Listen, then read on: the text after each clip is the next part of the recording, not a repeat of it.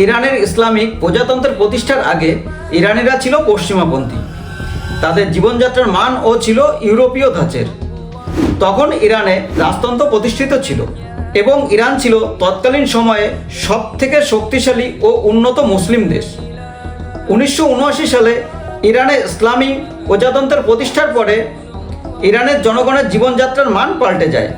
নারীদের বোরখা বাধ্যতামূলক করে দেওয়া হয় এবং ইসলামকে ফলো করার জন্য সরকারের পক্ষ থেকে এক ধরনের স্পেশাল ফোর্স তৈরি করা হয়, যাদের কাজই হলো দেশে ঠিকমতো ইসলামীয় অনুশাসন কায়েম হচ্ছে কিনা সেদিকে সতর্ক নজর রাখা।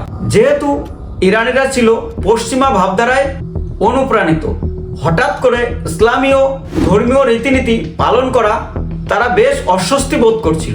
ইরানের এক শ্রেণীর মানুষ পশ্চিমা বিশ্ব তথা আমেরিকার সঙ্গে যোগাযোগ বৃদ্ধি করে।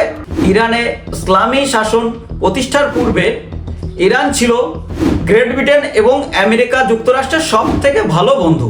কিন্তু 1979 সালে আয়াতুল্লাহ খামেনির নেতৃত্বে ইরানে ইসলামী শাসন প্রতিষ্ঠিত হয় এবং তারপর থেকে আমেরিকা যুক্তরাষ্ট্র সহ পশ্চিমা বিশ্বের সঙ্গে দূরত্ব বৃদ্ধি হতে থাকে এবং ধীরে ধীরে পরস্পরের শত্রু রাষ্ট্রে পরিণত হয়। প্রথম থেকেই আমেরিকা ইরানের ইসলামী শাসনকে ধ্বংস করার জন্য নানা প্রকার চেষ্টা চালিয়েছে। প্রথমে কুর্দি, পরে বালুচদের উস্কে দিয়ে ইরানে বেশ কয়েকবার সরকার বিরোধী কার্যকলাপ চালিয়েছে। আমেরিকা যখন কোনোভাবেই ইরানের কঠোর ইসলামী শাসনের অবসান ঘটাতে ব্যর্থ হয়েছে, ঠিক তখনই ইরানের উপর বিভিন্ন নিষেধাজ্ঞা জারি করে ইরানের অর্থনীতিকে পুরো ধ্বংস করে দিয়েছে। ইরানের জনগণকে কঠোর ইসলামী শাসন থেকে বেরিয়ে এসে মুক্ত জীবনযাপন এবং পশ্চিমা ভাবধারায় চলার জন্য বিভিন্ন ধরনের কথা বলে এসেছে। ইরানের অর্থনীতির মূল স্তম্ভই হলো খনিজ তেল, আর এই অর্থনীতিকে ধ্বংস করার জন্য আমেরিকা ইরানের যাবতীয় খনিজ তেলের রপ্তানির উপর নিষেধাজ্ঞা জারি করে রেখেছে। একদিকে আমেরিকার নিষেধাজ্ঞা, অপরদিকে আয়াতুল্লাহ খামেনির মুসলিম বিশ্বের ধর্মগুরু হওয়ার লক্ষ্যে পশ্চিমা বিশ্বের সঙ্গে লড়াই করার জন্য নিজের দেশে সামরিক শক্তি বৃদ্ধি করে চলেছে। এমনকি হামাস, হিজবুল্লাহ, হুতি এই সমস্ত সশস্ত্র ইসলামিক সংগঠনকে অর্থ এবং অস্ত্র দিয়ে বিভিন্ন সময় সাহায্য করে আসছে। এই দুইয়ের খপ্পরে পড়ে ইরানের অর্থনীতি আজ পুরোপুরি ধ্বংস হয়ে গিয়েছে। মুদ্রাস্ফীতি এতটাই চরমে উঠেছে যে $1 সমান 14,57,000 ইরানি রিয়েলে পৌঁছেছে।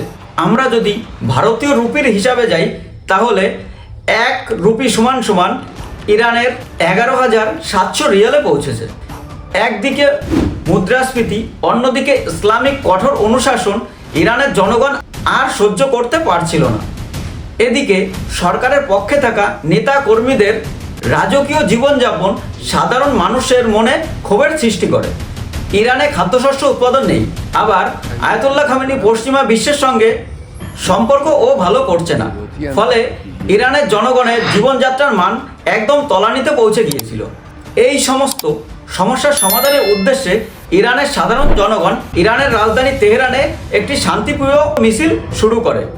আগুনে ঘি ঢালার মতো এই শান্তিপ্রিয় মিছিলে আয়াতুল্লাহ খামেনির সেনাবাহিনী দমনপীড়ন শুরু করে। এই ঘটনা থেকেই ইরানের সর্বত্র বিদ্রোহের আগুন ছড়িয়ে পড়ে, যার রেশ দেশ ছাড়িয়ে বিদেশের মাটিতেও দেখা যায়। যেমন আমেরিকা, ইউকে, জার্মানি, ইতালির বিভিন্ন দেশে পরিলক্ষিত করা যায়।